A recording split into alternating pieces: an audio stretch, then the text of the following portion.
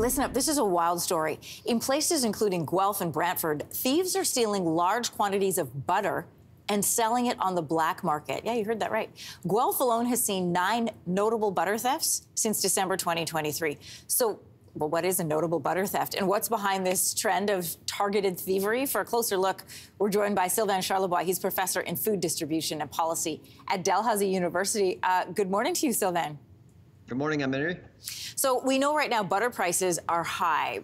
Not as high as last year, but they're still pretty pricey. StatsCan showing that the average price in 2019 was $3.90, while this September, butter costs $5.49. And that's down from last year's high of $6.40.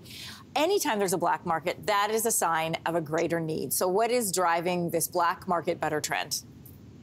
Well, as soon as a product goes up in price pretty rapidly, and that's the case with butter, organized crime, they get organized and they actually aim at some products that are easy to steal. The thing about butter, unlike other pricey products like meat products, for example, grocers would put electronic tags underneath pieces, but butter is expensive, but not that expensive, so it's not worth it to actually put electronic tags. And criminals actually know that.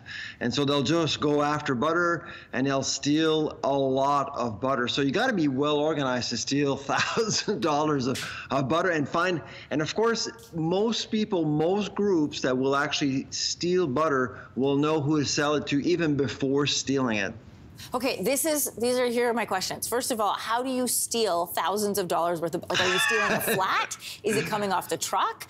Also, the fact that organized crime is involved in butter thefts is kind of funny and not funny at the same time. And then how does the black market for butter work? Like, where are they selling it to and how much are they getting for it?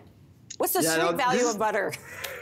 That's a lot of questions at once. Well, I mean, essentially, the loss prevention, or shrinkage, as we call it in the industry, is a taboo subject in the industry. We don't want to talk about it. What's new is that we're talking more about it. We know of these cases in Guelph and in Brampton as well, because I think the industry is realizing that there's a problem. I mean, prices have gone up, and there are more cases like that.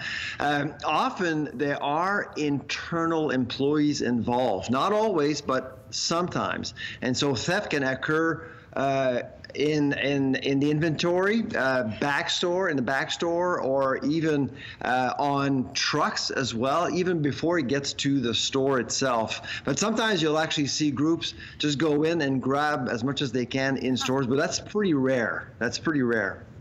So where are people buying it from? Like, how does the black market for butter operate? Well, actually, I heard that there are some thieves selling butter on Marketplace.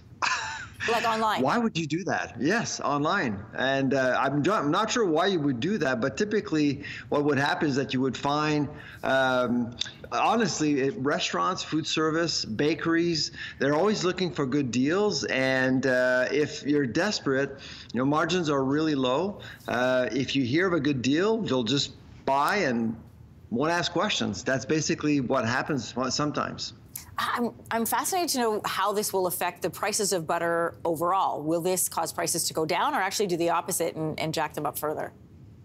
Well, with butter, things are pretty regulated and pretty stable. As you know, Anne-Marie, that we do have supply management in Canada, so butter fat prices are set by the Canadian Dairy Commission. So typically it's pretty stable. We're not and that's the main driver for butter prices at retail, because butter fat, so the money that farmers get, prices have actually gone up by 40 to 50% in the last few years. That's a lot. So dairy farmers are getting more, which is why butter is more expensive.